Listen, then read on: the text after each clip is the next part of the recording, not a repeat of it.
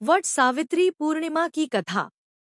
वट सावित्री व्रत हिंदू धर्म में एक महत्वपूर्ण पर्व है जो विशेष रूप से विवाहित स्त्रियां अपने पति की लंबी उम्र और सुखी वैवाहिक जीवन के लिए करती हैं। यह व्रत वट बरगद वृक्ष की पूजा करके किया जाता है। इस व्रत का मूल प्रसंग सावित्री और सत्यवान की कथा से जुड़ा हुआ है जो महाभारत के वनपर्व में वर्णित है। कथा सारांश। प्राचीन समय में राजा अश्वपद की पुत्री सावित्री अत्यंत सुंदर, बुद्धिमान और पतिव्रता स्त्री थी। विवाह के योग्य होने पर उसने स्वयं पति चुनने का निर्णय लिया और वन में रह रहे एक तपस्वी राजा द्यमत्सेन के पुत्र सत्यवान को पति के रूप में चुना।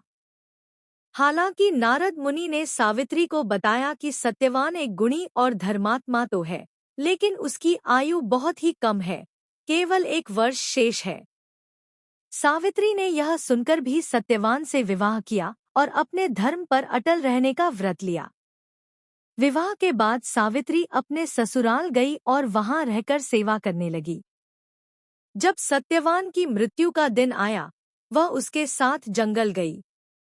जैसे ही सत्यवान लकड़ी काटते हुए बेहोश होकर गिरा, यमराज उसकी आत्मा लेने आए।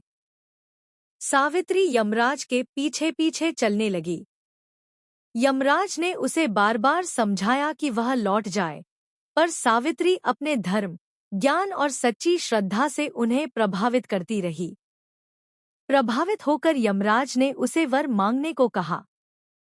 सावित्री ने पहले अपने ससुर का नेत्रों की ज्योति लौटाने, फिर राज्य वापसी और 100 पुत्रों की इच्छा के वर मांगे। जब यमराज ने 100 पुत्रों का वर दिया तो सावित्री ने युक्ति से यमराज को विवश कर दिया कि यदि सत्यवान जीवित नहीं होगा तो वह कैसे पुत्रों की मां बनेगी। यह सुनकर यमराज ने सत्यवान को जीवनदान दे दिया। वट सावित्री का प्रतीक। सावित्री का अपने पति के लिए अडिग प्रेम, तप और धर्म के प्रति समर्पण वटवृक्ष के समान स्थायी और मजबूत माना जाता है। इसीलिए व्रती स्त्रियां वटवृक्ष की पूजा करके सावित्री की तरह अपने पति के लिए अखंड सौभाग्य की कामना करती हैं।